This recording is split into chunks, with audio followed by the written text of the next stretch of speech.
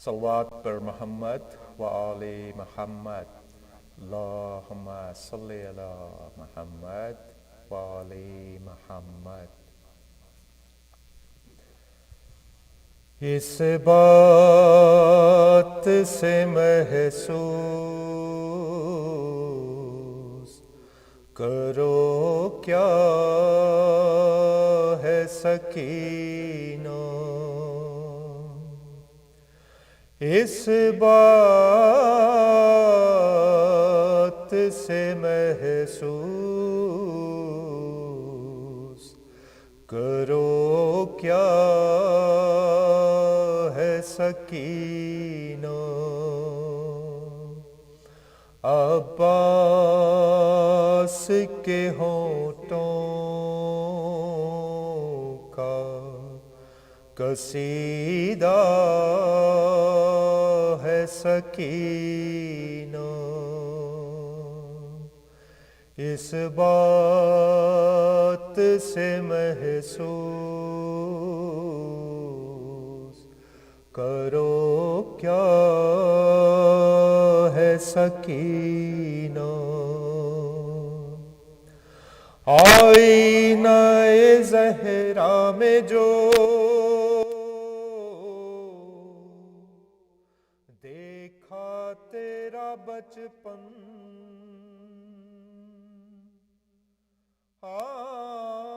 آئینہ زہرا میں جو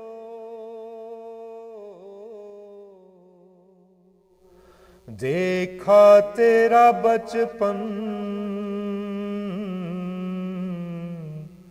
ہر عکس پکارا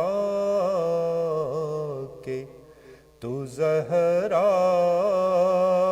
ہے سکینہ،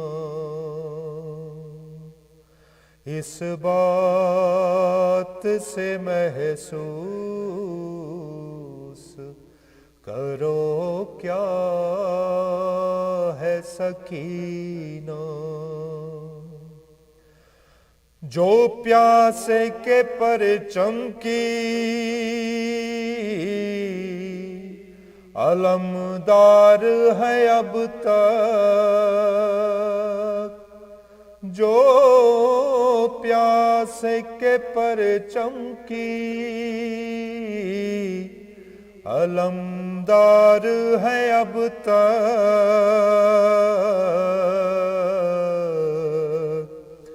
عباس کی وہ پیاری سکینہ ہے سکینہ. عباس کی نظروں سے کوئی پڑھ کے تو دیکھے،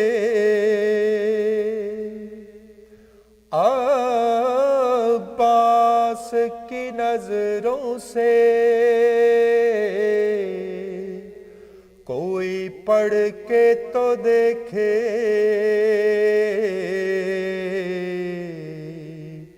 احساس کی ایک نہج بلاغہ ہے سکینہ. جو مشق میں بھر سکتا ہے دنیا کے سمندر، جو مشق میں بھر سکتا ہے دنیا کے سمندر،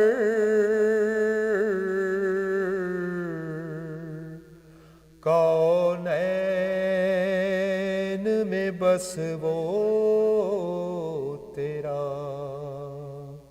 سکا ہے سکینہ. اس بات سے محسوس کرو کیا ہے ہے سکینہ عباس کے ہونٹوں کا قصیدہ ہے سکینہ. صلوات پر محمد وآل محمد. اللہ صلوات پر محمد وآل محمد. اللہم صلی علی محمد وآل محمد.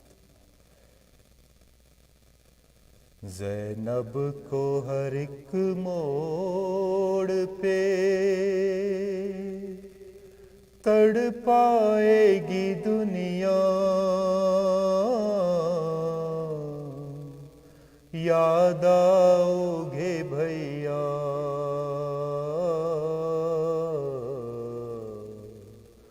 زینب کو ہر ایک موڑ پہ تڑ پائے گی دنیا یاد آؤ گے بھیا یاد آؤ گے بھیا. بعد آپ کے ہوگا میری غربت کا یہ عالم اس وقت غریبی بھی کرے گی میرا ماتم. سادات کو جب راہ میں دے گا کوئی صدقہ یاد آؤ گے بھیا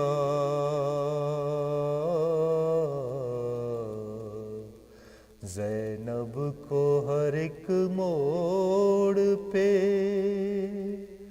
تڑ پائے گی دنیا یاد آؤ گے بھیا. اتنا تھا خیال آپ کو پردے کا برادر لے جاتے تھے تم رات کو اماں کی لحد پر. اب دیکھے گی زینب کے کھلے سر کو یہ دنیا یاد آؤ گے بھیا یاد آؤ گے بھیا. کس طرح بھلاؤں گی میں وہ درد کا منظر وہ سوکھے گلے پر تیرے چلتا ہوا خنجر. زینب کو نظر آئے گا جب بھی کوئی پیاسا یاد آؤ گے بھیا یاد آؤ گے بھیا. دیدار بھی ہو جائے گا بیٹی کے بہانے کیا شام کے زندان میں آؤ گے سلانے. سوئے گی نہیں جب میری لوری سے سکینہ یاد آؤ گے بھیا याद आओगे भैया। होता था तकल्लुम यूं जुदा भाई बहन से, जिस तरह कोई रूह निकलती हो बदन से। शहरन से चले कहती रही सानिए ज़हरा, याद आओगे भैया। ज़ैनब को हर एक मोड़ पे तड़पाएगी दुनिया, याद आओगे भैया, याद आओगे भैया। सलवात पर मोहम्मद व आले मोहम्मद। अल्लाहुम्मा सल्ली अला मोहम्मद व आले मोहम्मद।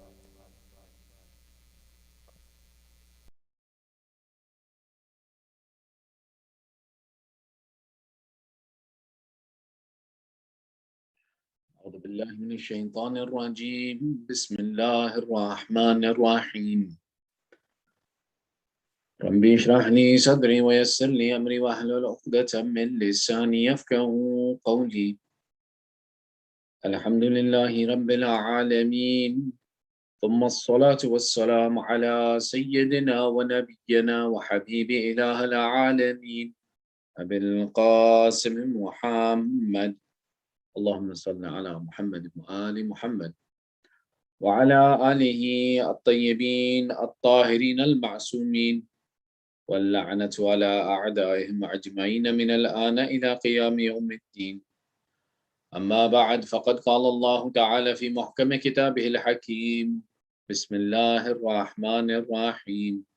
الأخلاء يومئذ بعضهم لبعض عدو إلا المتقين. آمنا بالله صدق الله العلي العظيم. اللهم صل على محمد وآل محمد.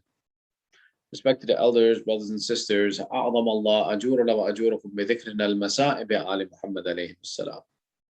May Allah increase in our reward for commemorating the difficulties of Muhammad wa Ali Muhammad. Tonight's discussion, we begin with this verse of Surah Zukhruf, the 43rd surah of the Holy Quran, verse number 67, in which Allah makes the statement, Al-akhillau yawma idhin ba'duhum li ba'dhin adu illa al-muttaqeen. That on that day, friends on that day will be foes of one another, illa al-muttaqeen, except for the righteous. In tafsir of this verse, we see in tafsir al-Burhan, a narration that comes back to our sixth Imam Ja'far ibn Muhammad as-Sadiq alayhi salam, Allahumma salli ala Muhammad wa ali Muhammad, where the Imam is explaining that on the day of judgment, no friend will be sincere and a friend of anyone if their friendship was built on anything other than the love of Allah.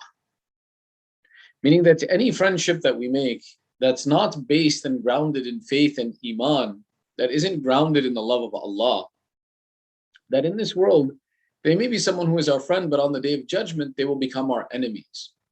And that no friendship will be in the source of support. When we hear a statement like this, and when we see that Allah is swearing by the statement, He's saying that yawma idhin ba'duhum li ba'dhin adu, that they will be enemies of one another. We understand that first and foremost, those friendships that are based in the love of Allah are the best friendships that we have. And that all of these other friendships, there are many reasons that we become friends with people. There are many interactions that bring us to friendship. Whether we meet someone in the marketplace, we go to school together, we socialize together, we go to the same gym, we work in the same office, we live as neighbors with one another. All of these relationships Our sixth Imam is explaining that on the Day of Judgment, they will become ones of animosity, not ones of love and friendship. It's true that in this life, we come across many people, and the statement and the knowledge of knowing this, that on the Day of Judgment, these will be my enemies, doesn't mean that we should alienate ourselves from society and not be friends and not socialize with people, but rather that every relationship has a right, and that every relationship should be given its right and its weight and scale correctly. If I know that in the long term, a relationship will be harmful to me instead of beneficial, I should not put so much weight in that relationship that it would be something that is difficult for me to bear on the Day of Judgment, or something that will be a source of difficulty for me in the end. Rather, I should from the beginning give that relationship its proper due, that it is beneficial, it is a good thing, that through it I may be able to attain some thawab of counseling, guiding to the path of Allah, being a good neighbor, a good supporter of my community around me. These are all beneficial things. And I should benefit from all of these things, absolutely. But I should not give the relationship more weight than it deserves to have. Living in a Western country where we are a minority amongst a minority, there are many conversations that we need to have here because of the fact that we live in this country that Muslims and mu'mineen who live in other countries don't have to have. And that's the trade-off. Many people came to this country for the improved opportunity, for the security, for the benefits of peace, for the improved society, improved education, improved income potential, the freedom to practice our faith the way we choose to. All of these are benefits that brought us to this country. But the consequence of all of the good things that we get is that there are certain obligations and difficulties that we have that don't exist in other countries. And we have to be conscious that we make sure that we fulfill all of these obligations that are unique to our environment because of all of the benefits that we hope to reap. We can't imagine that our children will be raised the same as they are in a Muslim country, in a third world country, and they receive all the benefits of this country as well at the same time. No, this country, the land that we live in, has unique difficulties that we face because of the unique benefits that we face in this country as well too. One of those is this concept of friendship and ensuring that our children make good friends and that we exert a great deal of effort in finding this friendship. When we talk about the idea that on the Day of Judgment, our friends who are not friends because of our faith in Allah will be our enemies, this is an important point to pay attention to, because there are many different places that we come in contact with and have friends. First and foremost, there are friends that we know about and we understand. Our children go to school, we go to work, we make friends, we socialize with people in these environments. These are understood.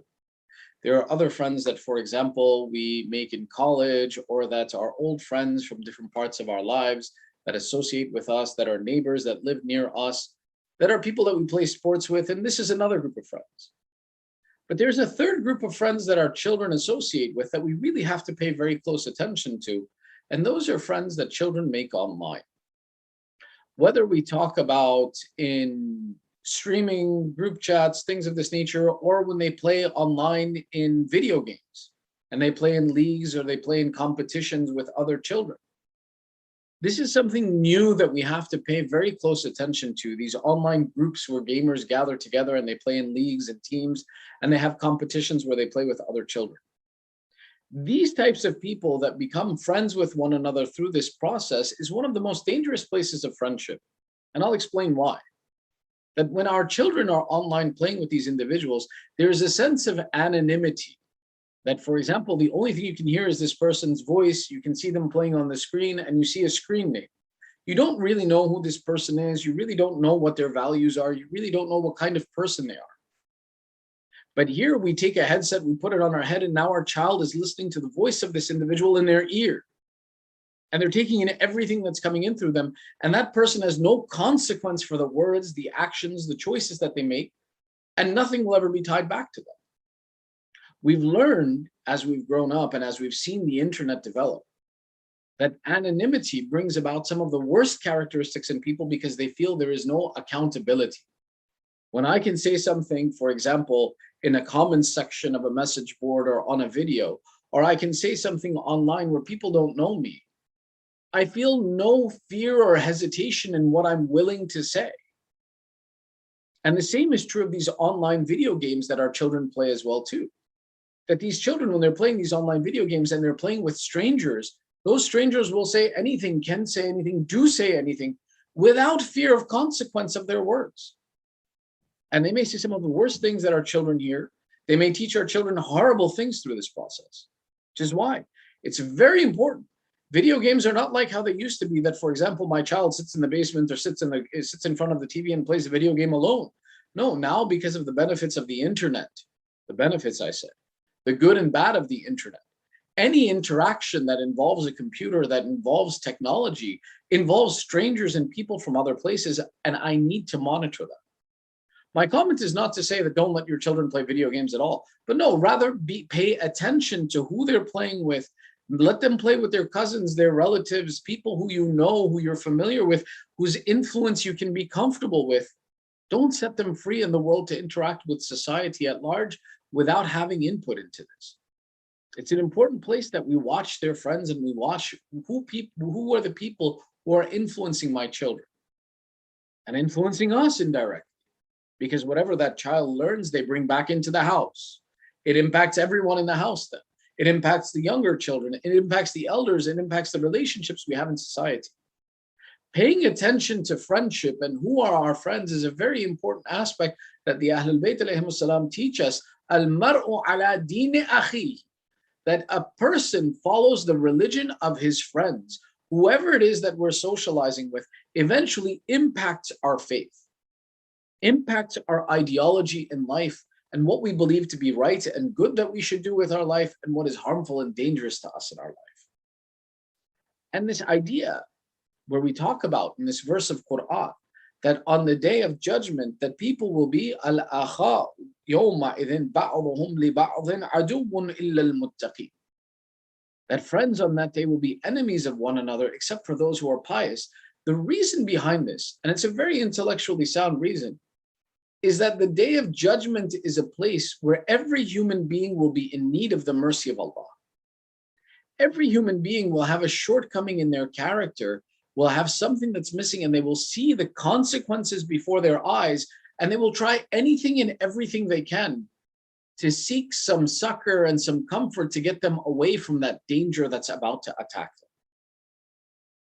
So therefore, if any relation, anything that I can think of that I can rack my brain, that would be beneficial to me on the day of judgment, that would save me from the fire of hell, I will use every piece of leverage and I will be as selfish as I want to be. Whereas in this world, most of the friendships that occur when they're not associated on the basis of religion are relationships of convenience. And this is something important to teach our children. Our children make friends in schools, and that's okay. But these are friendships of convenience. The same way when we make friends at work or we make friends at college, most of these relationships are relationships of convenience. Let me explain what that means. What we say is, if I take my child and I put him in school, that means 5 days a week for 8 hours a day, 40 hours a week. My child is in school with the same children. The friends that he's going to make in school are those children who attend the same classes as him or her, go through the same experiences as them, have the same teachers, same assignments. And as we go through this similitude of activities, it's easier for us to socialize and get together and be friends. Now, for a child whose only experience in life has been this 40 hours a week that he spends with children and he builds relationships, for that child, it is the biggest thing in the world that they have friends. And they imagine that this is the most important relationship that they have. What they don't know is that as the convenience changes, as they move on with life, these same people that they're so tied to and attached to will separate from them. When they go off to college, when they go off and get jobs, when they move away, that friendship will dissipate and disappear. That relationship will cease to exist. Why? Because it was a relationship of convenience. And once the convenience was over, much of the relationship disappeared. The commonality disappeared. The goals and the same similarities between the two people ended, and therefore there wasn't much left to be friends about. This happens when we go to work, when we're working in a job and we're working 40 hours a week or more. Nowadays, who works 40 hours anymore? It's always more than that. Don't worry, the Maulana works more than 40 hours too, trust me. But the people that we socialize with in work, when we change our job, we realize that there's not much to talk to these people about anymore. There's not much of a relationship there anymore. And we separate and we go into different directions. And we live different, unique lives after this. These are relationships of convenience. There's nothing wrong with having them, but it's important to know how to weigh them and put them on a scale of people who have the right to influence me, people who have the right to change my actions and behavior. We can't give too much authority to these people. And for our children, so as they're not unduly influenced by these relationships, we have to facilitate them making relationships that are based on common ground, that are based in piety and the love of Allah. Those relationships don't change on the basis of convenience. Those relationships keep us attached to one another. A friend who I make for the love of Allah, for the care of Ahlul Bayt, is a friend I will know for the rest of my life, because the values that we will share will be the same through the rest of our life. The values and love of Ahlul Bayt that I have, the care and consideration of Ahlul Bayt that I have, will be something that is beneficial to me throughout my life, and the people who I know for that relationship will stay with me as long as the Ahlul Bayt and Allah are important to me in my life. Those are lifelong relationships that we want to teach our children, to set a priority that these are the people that we want you to be close with. On the Day of Judgment, these other friends will be our enemies, because they will need something from us. They will need some way of saving themselves from the fire of hell. And there's many instances where, for example, we've learned that this will be the condition of the people on the Day of Judgment. One particular story from a different aspect. Remember, there are many morals and lessons that we learn from reviewing and discussing the stories of the Ahlul Bayt and the lessons that have been taught to us. One of the ulama writes in his time that in the city of Najaf, a student came from India to study there. Now, in those days, when you came to Najaf, you brought your wealth with you to pay for your expenses. And mashallah, this child came from a very well-to-do family, and he brought his sustenance with him. And he was studying in the city of Najaf for a period of time, until a letter came from India to him in Najaf, which said that his father was very ill and he needed to return home. Now, journeys in those days, it wasn't that you got on a plane and you could take everything with you on the plane and go and then come back. And rather, journeys were very dangerous. There were bandits. There were many problems that would go along. This child knew, the student in the Hausa of Najaf knew, that I'm only going to India for a short time. I'm going to come back. So what he did was, he wasn't planning on taking all of his wealth back to India and then bringing it back from India back to Najaf, because that would be very dangerous. If in the case he got robbed along the way, he would lose all of his wealth and there would be nothing left. So before he leaves Najaf, there aren't banks like this that you have a safe deposit box and you put it in the bank. He had to find someone trustworthy to leave his wealth with. Now, this wasn't uncommon. As a matter of fact, one of the titles of our holy Prophet Rasulullah sallallahu alaihi wasallam, Allahumma salli ala Muhammad wa ali Muhammad, was Al-Amin, the trustworthy. And it was famous that people would leave their wealth in the trust of the holy Prophet when they would travel. So sure enough, this young man, when he wants to leave the city of Najaf, he needs to find someone trustworthy to leave his wealth with. He asks the local people, and they explain that there's a shopkeeper in the city who's the most trustworthy individual, that you can leave your wealth with him, and there's no one more reliable. So this young boy from India goes to the shopkeeper. He says, I want to leave some wealth with you. Is it okay? The shopkeeper says, sure, imagining it wouldn't be much. This child hands him a big bag of money, and the shopkeeper's intention goes bad. Says, this is so much money, and this child from India, nobody knows him. Nobody would know if I took this wealth. There would be no way of tracking it. This kid's a stranger, and it's so much money. He makes the decision right there and then that he's not going to return this money to the child. Eventually, the boy goes to India. He comes back to the city of Najaf, and he comes to the shopkeeper. He says, Salaamu alaikum, alaikum salam. Can I have my wealth? The man says, what wealth? You didn't give me anything. The boy becomes surprised. He says, I know I gave you my wealth. The man says, I've never seen you before in my life. Get out of here. Now, there was no documentation. Nothing was written. He was a young man. He was inexperienced. He didn't pay attention. He didn't know the right things to do. And now he can't get his money back. He tries a few times to get his money back. Without his money, he can't get his room. He can't buy food. He's on the edge of penury, on the edge of extreme poverty, because the money that he was supposed to be using now isn't being returned to him. Eventually, he goes to the haram of Imam Ali alayhi salam. He sits before Imam Ali Zari and he complains. He says, "Oh, Amir al-Mu'mineen, I came here for you, and look how these people are treating me." That night he has a dream, and Imam Ali says to him in his dream, "Go to the gate of the city. The first person you see tomorrow, ask him for help. He'll help you." Young man wakes up, becomes excited that someone's going to help him get his wealth back, goes to the gate of the city. In those days, the city had a gate that would be closed at night, and first thing in the morning, it would be open for people from outside to come in. The gate opens, and this young boy sees an old man with his back bent over carrying wood, and he was selling wood for fire. This young boy looks at this old man who's carrying firewood, who has no status, no position. He imagines, how could this man help me? And he doesn't ask for help. He goes again that night and asks Amir al-Mu'mineen for help, and again he gets the instruction, ask the first person who enters the city for assistance. Again, he goes to the gate. The first person that comes in is that same old man with the firewood. And again, he says, "I must have misunderstood. I'm sure Imam Ali met somebody else. This doesn't make any sense. How could this old man carrying firewood help me get my money back from this wealthy businessman in the city of Najd?" The third night, again, he receives the same instruction from Imam Ali. And this time he goes to the old man and he actually asks him, "Oh, old man, can you help me?" The old man says, "What's your problem?"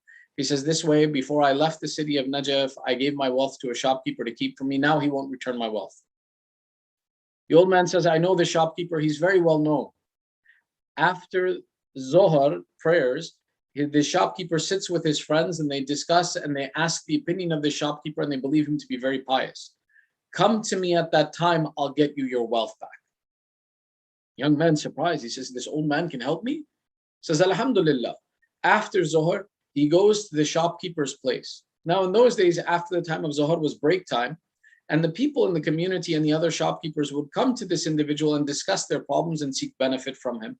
And he was considered to be a wise and pious individual. Nobody knew that he was stealing the money of this child.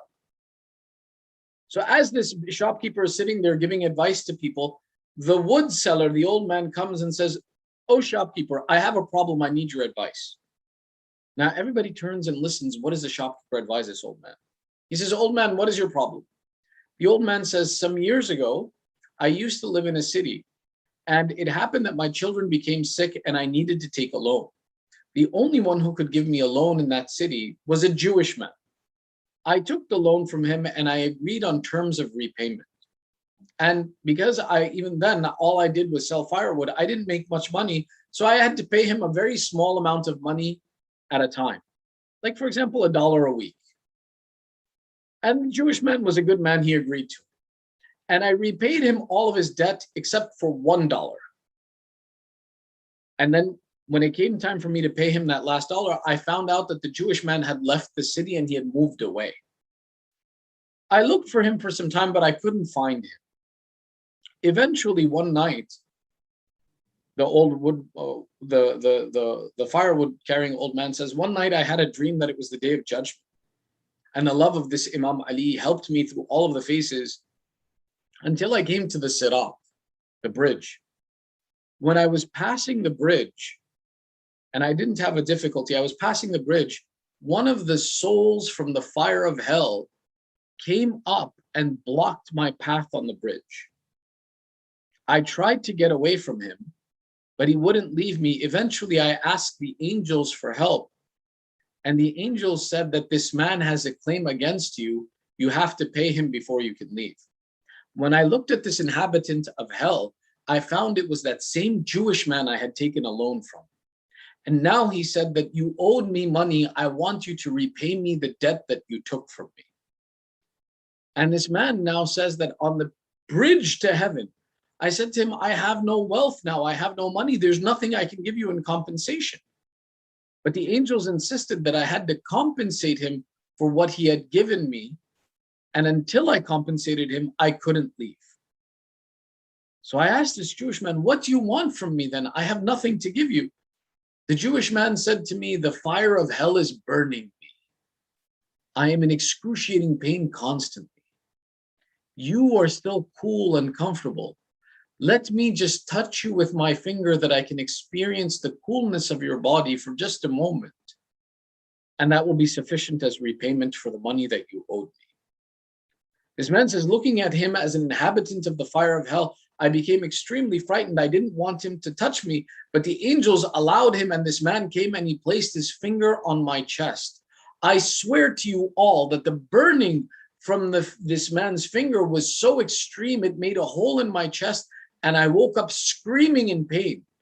When I looked, I found that I had the burn mark of this moment that happened in my dream on my chest in reality. Everybody was listening to the story very intently. The shopkeeper said to him, "Oh, old man, what are you asking me for then? Why are you coming to me with this story?" He says, "Oh, shopkeeper, can you tell me some way to get rid of the wound that he has left on my body?" And the shopkeeper says, "He left a wound on your body?" He says, "Yes." He uncovered his shirt and removed the bandages, and the stench of the burn on his chest from that one finger of the man of hell was so much that all of the people became frightened and scared, and they became frightened of the smell and of the pain and the pus that was coming out of this wound. And the shopkeeper turned to this old man with the firewood, and he says, "Certainly I have no cure for this, and I don't know how this could be helped." The old man says, "Thank you for your time," and he leaves.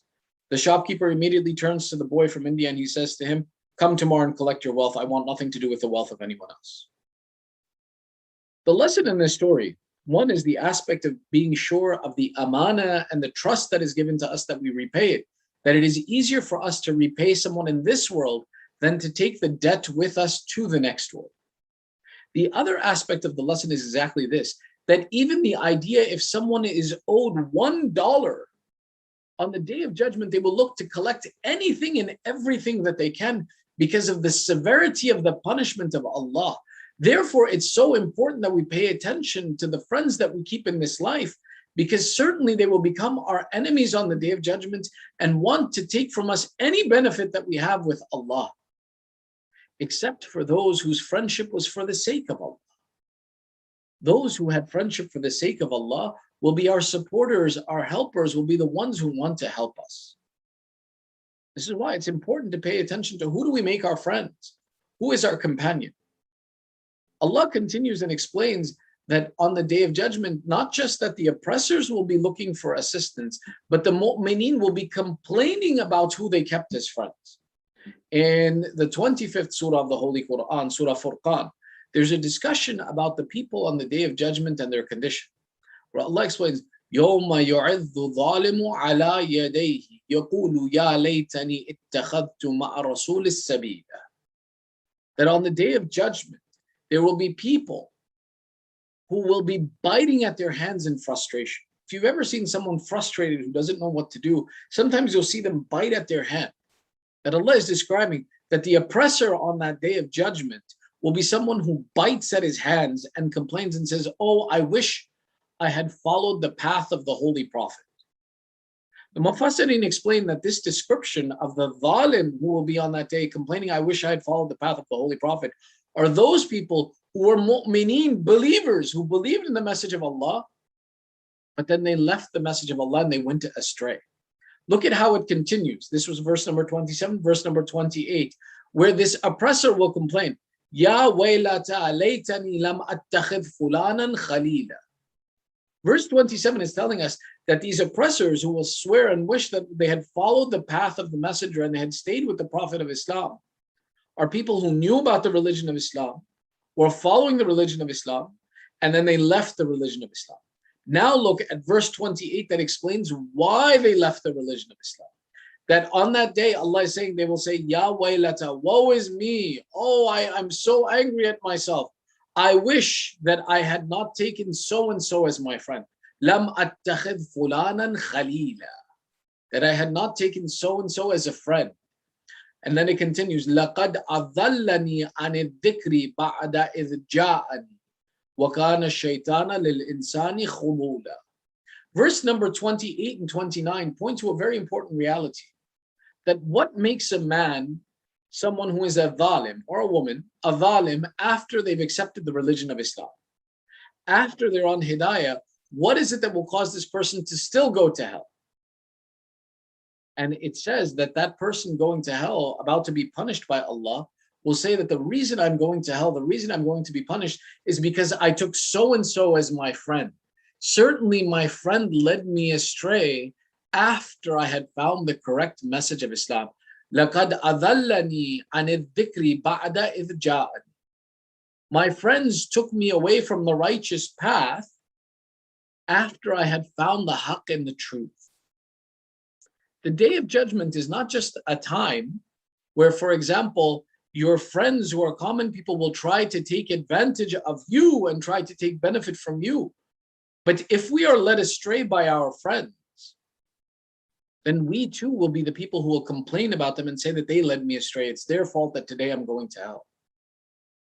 This is an explanation of teaching us the consequence of friendship, that we need to pay attention to friendship and find friends who share our values, who love Allah and will be a source of guidance for us towards Allah.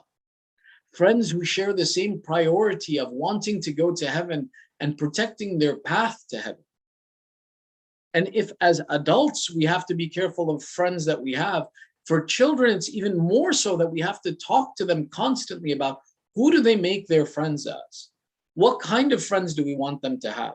Not only do we have to talk to them about what kind of friends are the right friends to have in life, but we need to facilitate for them. We need to make it easier for them to make the right kinds of friends. And that means making sure that our children attend the Majalis, are in places where like-minded people are present. They attend the Saturday schools and the Sunday schools. They attend extracurricular activities with the mu'mineen. We create a culture and environment to give them the correct exposure so that they make friends who are beneficial for them in akhirah, not harmful to them in akhirah. This mention of Ahlul Bayt is one of the important things, and this love of Ahlul Bayt is one of the important things that brings us together. And it's very important that we create this culture for our children to give them the exposure to stay attached to Ahlul Bayt and find like-minded people. When we find people who love Ahlul Bayt like we do, we find a support system that protects us from getting lost in this world. We find a support system that helps us ensure our priorities are correct when we make decisions in life.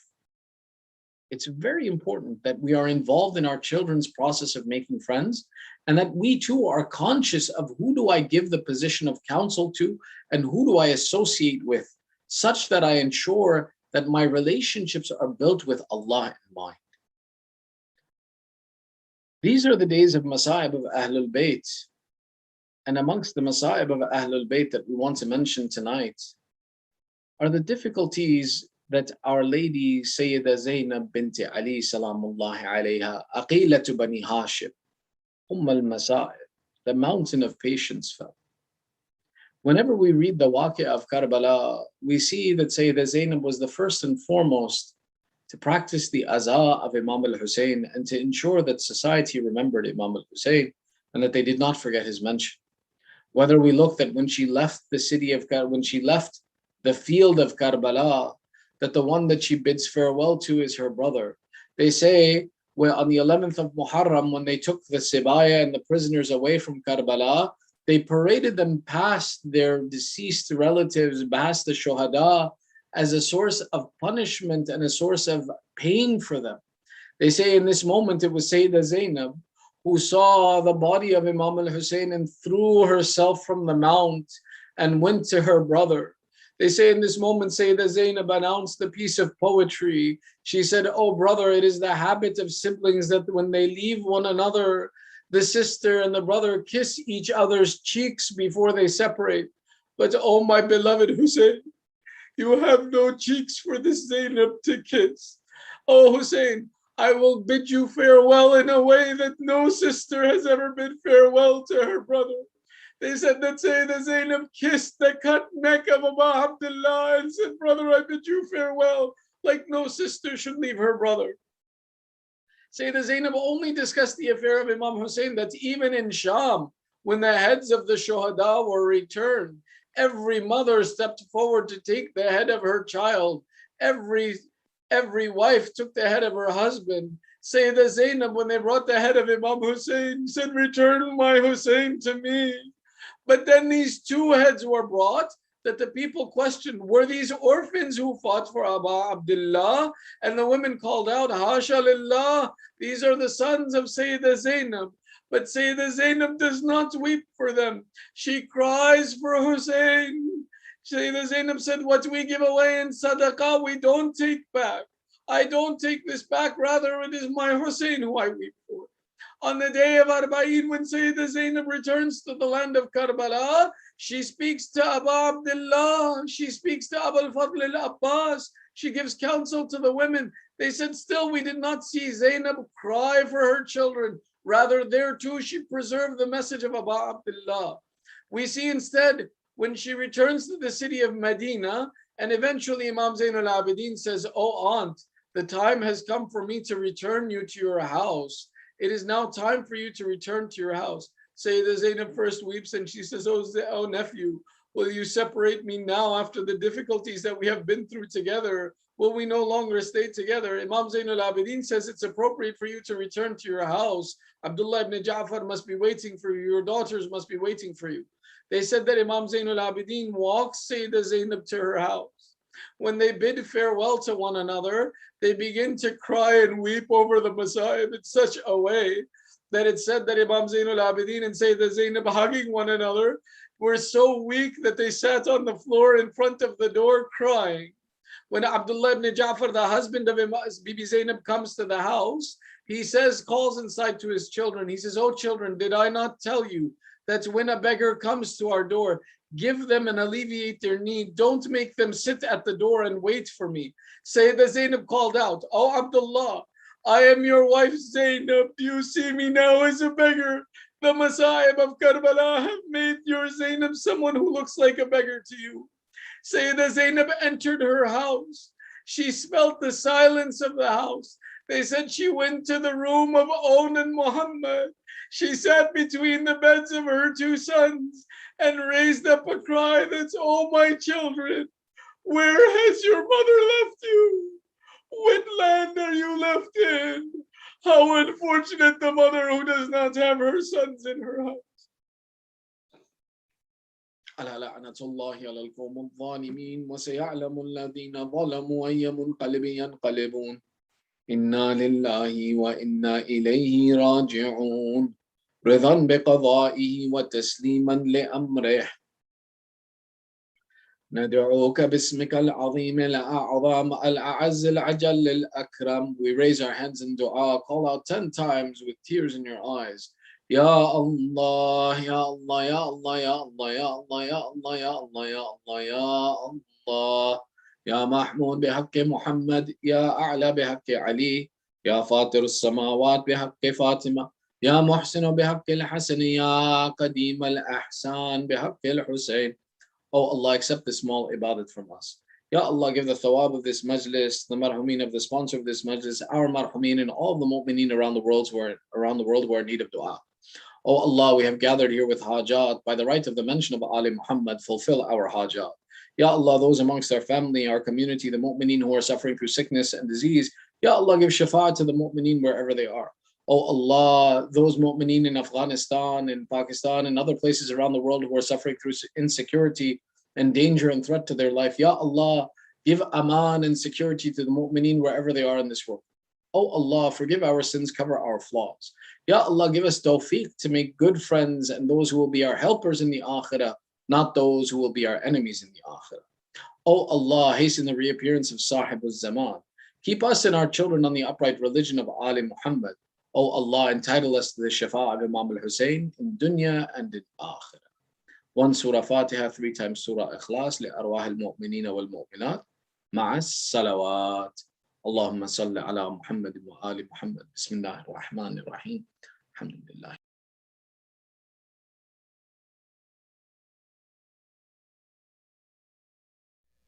Ya Hussain, Ya Hussain, Ya Hussain, Ya Hussain. तेरी जागीर से चल पड़ा काफिला, मेरे गाजी कहाँ हो? तेरी जागीर से चल पड़ा काफिला, मेरे गाजी कहाँ हो? ہے میری بے وفا ہے بہن بیردا میرے غازی کہاں ہو تیری جاگیر سے چل پڑا قافلہ میرے غازی کہاں ہو تجھ کو دیکھے بنا چین آتا نہیں نوک نیزے پہ سر تیرا ملتا نہیں میں زیارت کروں کس طرح یہ بتا میرے غازی کہاں ہو تیری جاگیر سے چل پڑا قافلہ میرے غازی کہاں ہو لاج رکھ لو بہن کی برادر میرے خاک مقتل میں سر کا پردہ بنے حکم دے دو ذرا منتظر ہے ہوا میرے غازی کہاں ہو تیری جاگیر سے چل پڑا قافلہ میرے غازی کہاں ہو تیرے بازو مجھے راستے میں ملے میں نے چادر سمجھ کر وہ سر پر رکھے بازوؤں سے تیرا پوچھتی ہوں پتہ میرے غازی کہاں ہو تیری جاگیر سے چل پڑا قافلہ میرے غازی کہاں ہو دیکھ کر بہن کو دشت میں ننگے سر کیا حیا آ گئی چھپ گئے ہو کدھر خود چلی آؤں گی تم بتا دو ذرا میرے غازی کہاں ہو تیری جاگیر سے چل پڑا قافلہ میرے غازی کہاں ہو میں نے بچپن میں لوری سنائی تجھے میں نے چلنا سکھایا تھا بھائی تجھے راہ پر خار پر مجھ کو چلنا سکھا میرے غازی کہاں ہو تیری جاگیر سے چل پڑا قافلہ میرے غازی کہاں ہو وہ تیری لاڈلی وہ سکینہ تیری چلتے نا کیسے جب خاک پر گر گئی دیکھتی رہ گئی وہ سوئے القمہ میرے غازی کہاں ہو تیری جاگیر سے چل پڑا قافلہ میرے غازی کہاں ہو جو بنے مرتضیٰ میں وہ احساس ہوں बेरिदा बीबियों की मैं अब्बास हूँ, तुम मेरी आस थे है मेरे बावफा, मेरे गाजी कहाँ हो। तेरी जागीर से चल पड़ा काफिला, मेरे गाजी कहाँ हो। है मेरे बावफा है बहन बेरिदा, मेरे गाजी कहाँ हो। या हुसैन या हुसैन या Hussain.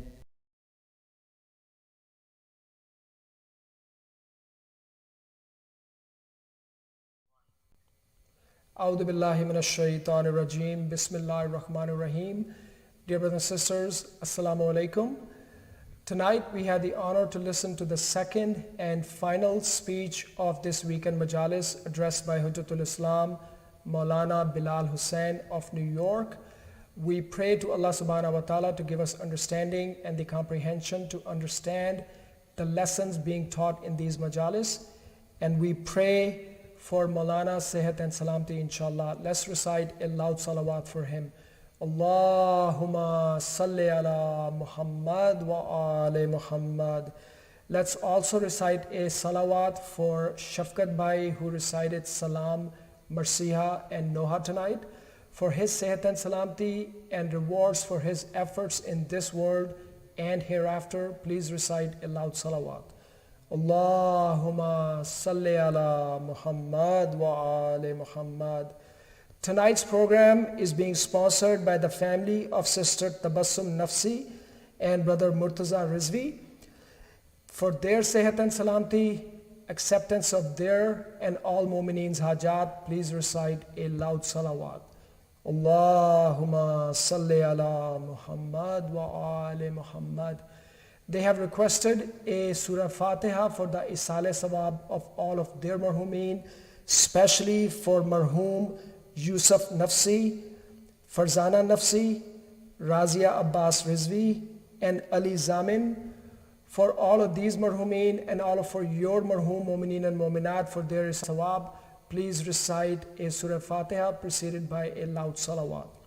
Allahumma salli ala Muhammad wa ali Muhammad.